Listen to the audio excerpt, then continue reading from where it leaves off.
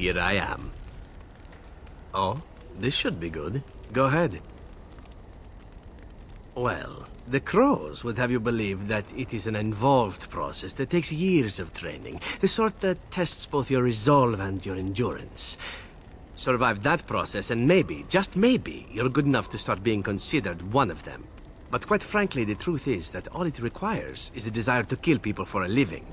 It's surprising how well one can do in such a field. Within the crows, I did. But it has been something the crows have devoted a great deal of time to perfecting. An assassin simply specializes in striking from stealth, and in maximizing that first attack to be as lethal as possible.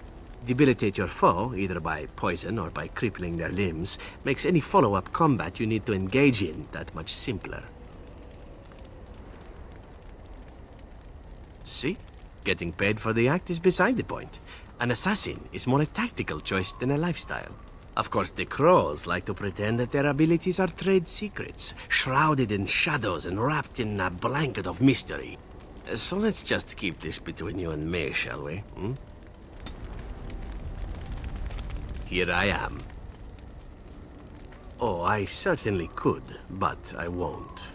I swore to the crows that the things they taught me were to remain a secret. And while, yes, they are already angry at me, I'd rather not push things, you see.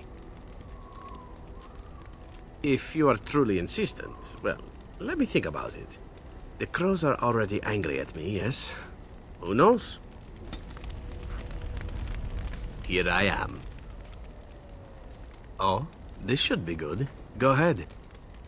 Well now, I imagine that's a very fair question. Being an assassin, after all, is a living, at least as far as such things go. I was simply never given the opportunity to choose another way. So, if that choice presents itself, why should I not seize upon it? Now that you mention it, I am not entirely certain. I was but a boy of 7 when I was purchased, for 3 sovereigns, I'm told, which is a good price, considering I was all ribs and bone and didn't know the pommel of a dagger from the pointy end. The crows buy all their assassins that way. Buy them young, raise them to know nothing else but murder, and if you do poorly in your training, you die. Oh, I don't know about that. The crows who are actually good enough to survive come to enjoy some of the benefits. In Antiva, being a crow gets you respect. It gets you wealth. Gets you women. And men. Or whatever it is you might fancy. But that does not mean doing what is expected of you always. And it means being expendable. It's a cage, if a gilded cage. Pretty, but confining.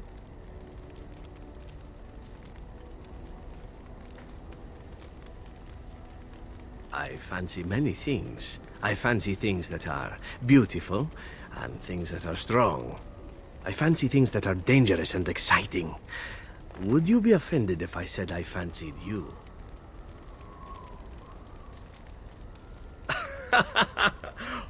Oh, you're speaking seriously, aren't you? I do forget that this is not Antiva City. We are a little more open-minded about such things where I hail from. Is this something that I should beg pardon for? Pleasantly, I hope. As for what I'll do in the future, presuming that there is one, I truly can't imagine. It might be interesting to go into business for myself, for a change. Far away from Antiva, of course. For now, naturally, I go where you go. And here I am, happy to be had. Isn't it wonderful how things work out that way? Come now, enough chit-chat. Talking about the crows summons them, you know. Any Antivan fishwife could tell you so.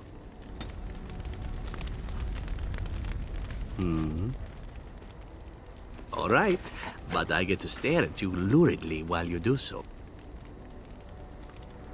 And why not? There are many things to enjoy about being a crow in Antiva.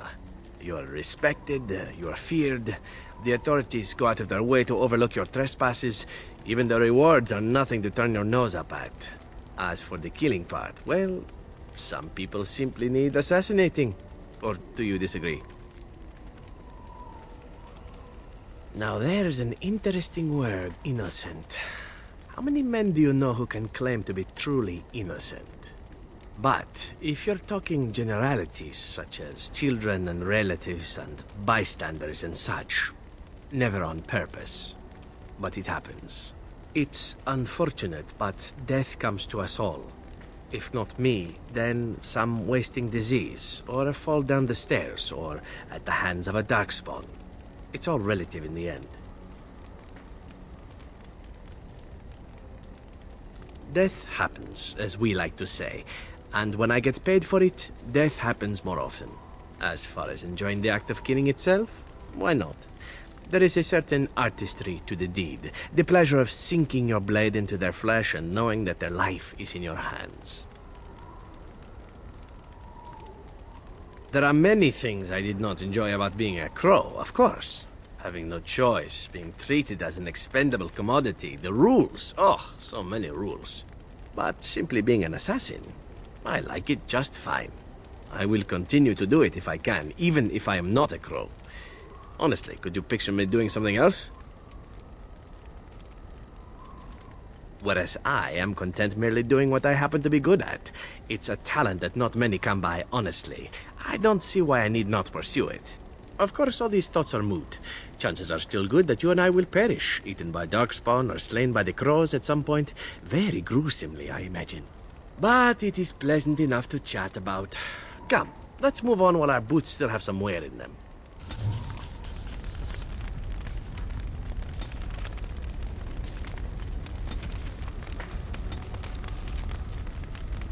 I've a question, if I may. Well, here's the thing. I swore an oath to serve you, yes? And I understand the quest you're on, and this is all very fine and well. My question pertains to what you intend to do with me once this business is over with, as a point of curiosity. Of course it is afterwards. The ravishing part is a given. One simply assumes that once your Grey Warden business is finished, you would have no need of an assassin to follow you about. Am I wrong? Oh, not more than friends?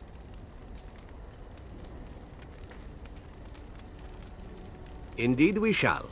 It is good to know what my options might be, but that is for another time. For now, we have much to do, yes?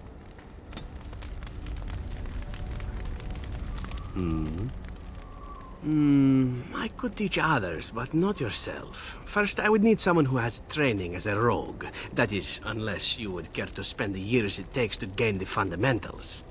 But if there should be such a person who desires this training, yes, by all means, send them to me. The crows are already furious, no? I shall enjoy tweaking their nose further.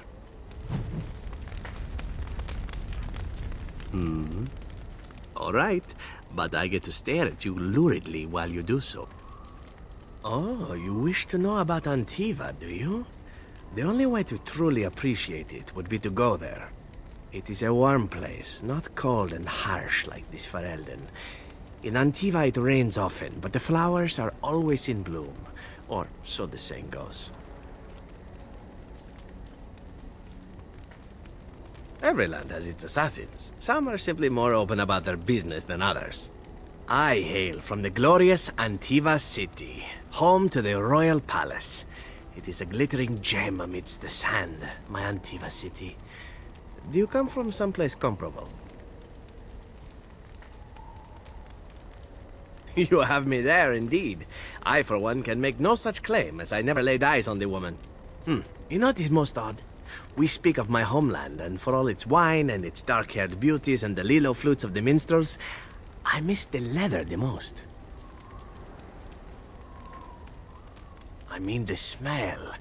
For years, I lived in a tiny apartment near Antiva City's leather-making district, in a building where the crows stored their youngest recruits, packed in like crates. I grew accustomed to the stench, even though the humans complained of it constantly. To this day, the smell of fresh leather is what reminds me most of home more than anything else. Oh, not so long, I know. It is my first time away from Antiva, however, and the thought of never returning makes me think of it constantly. Before I left, I was tempted to spend what little coin I possessed on leather boots I spotted in a store window. finest Antivan leather. Perfect craftsmanship. Ah, but I was a fool to leave them. I thought, Zevran, you can buy them when you return as a reward for a job well done. More the fool I, no? True, and it's a comforting thought. One simply never knows what is to come next. How could I have suspected I would end up defeated by a handsome Grey Warden? A man who then spares my life? I could not.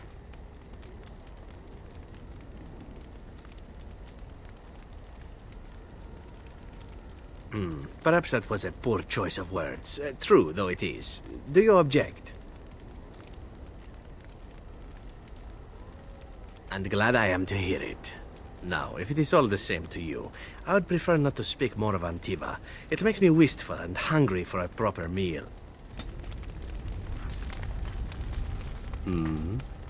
All right, but I get to stare at you luridly while you do so. My adventures? I'm hardly an old man just returned from across the ocean, am I? Should I shake my fist at nearby children while I talk about the good old days?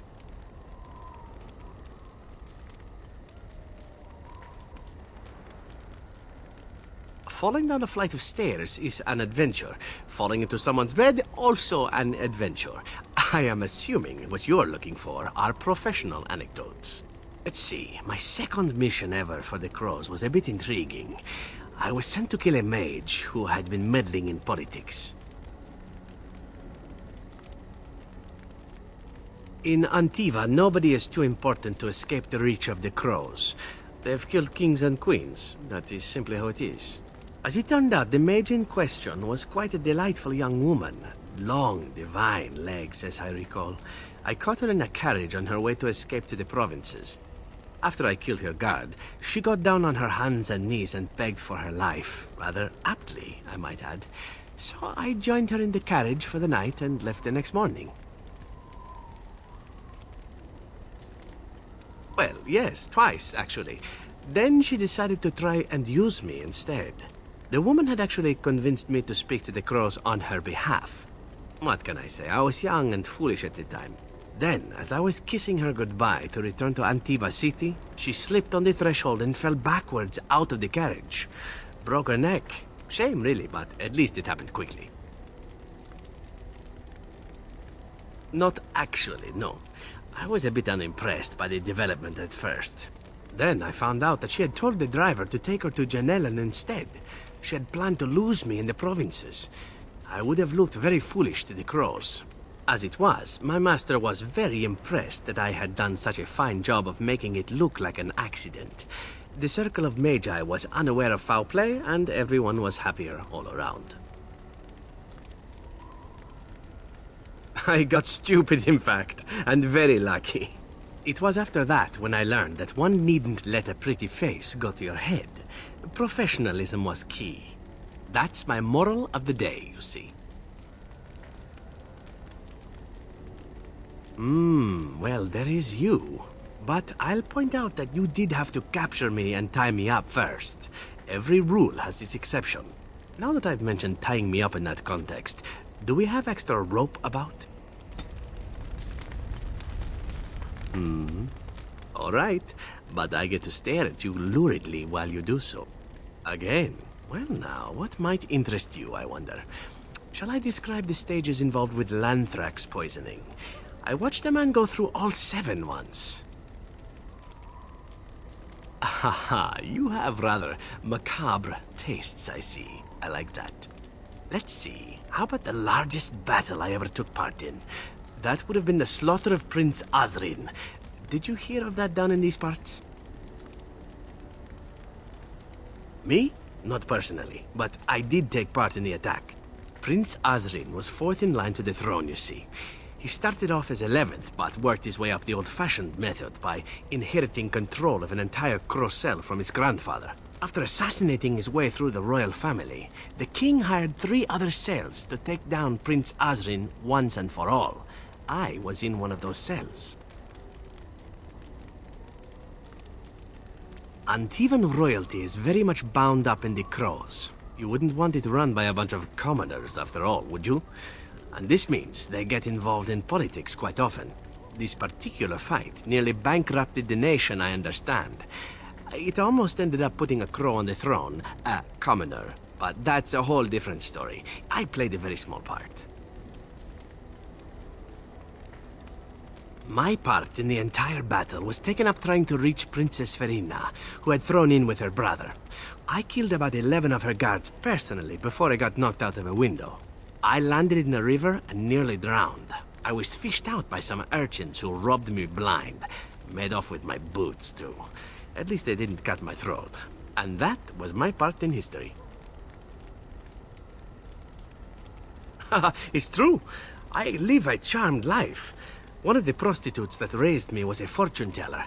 Said I wouldn't die young. She was rather startled by that. But there you go. Tale told. Let's be off before I tell more embarrassing stories, huh?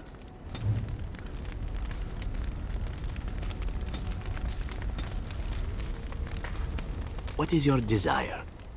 All right, but I get to stare at you luridly while you do so. Well, the only one that's really worth telling is the story of the mission right before I came to Ferelden. But no, I would rather not. I shouldn't have said anything. Thank you. Perhaps another day, huh? What is your desire?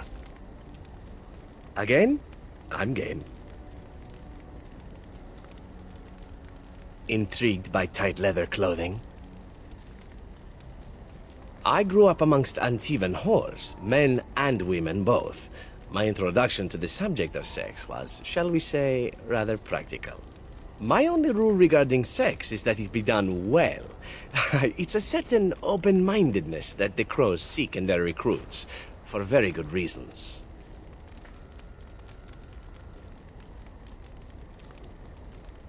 Aha, I thought you might think so. You seem to have an open mind yourself, no? Ah, enough talk of the past. As my tutor used to say, keep your eyes to the rear in the ambush and the bedchamber, and not otherwise. Ah, words to live by. What is your desire? Again? I'm game. Oh, is there something in your tent that needs assassinating? That is my specialty, or so I'm told. That's quite an offer, especially coming from another man, if we are both speaking of the same thing. And here I thought it might be a Grey Warden thing. Ah, very well.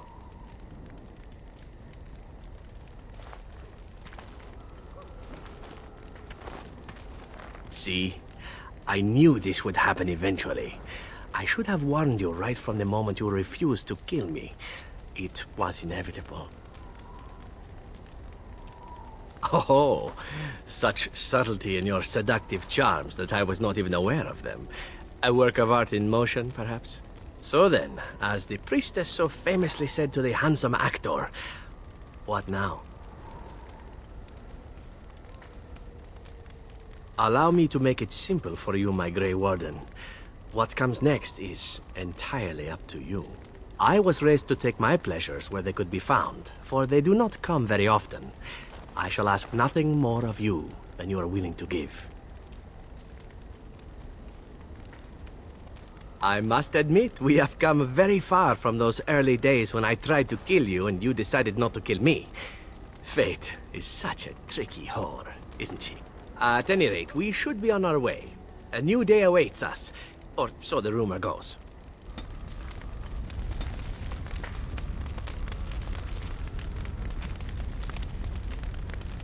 I shall treasure it. Thank you. You wish to talk? Ah, good. I have a question for you. You and Morrigan are quite close, are you not? I am curious as to the nature of your relationship. Ah, it is as I thought. I make no claims upon you, nor would I dream of such. You are free to pursue your fancies as you desire, and I would have it no other way. Morrigan, however, would not feel the same. If there is truly something between you and I, it cannot include her. Surely you know this to be so.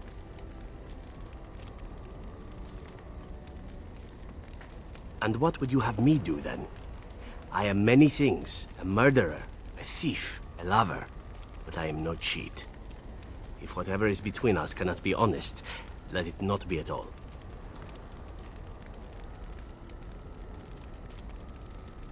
No need to apologize. This is how things must be. At any rate, the air is now clear and we are free to continue on. Come, we've much to do.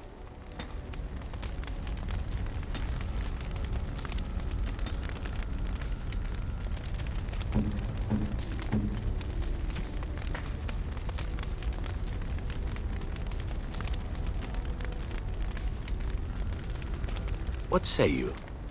By all means,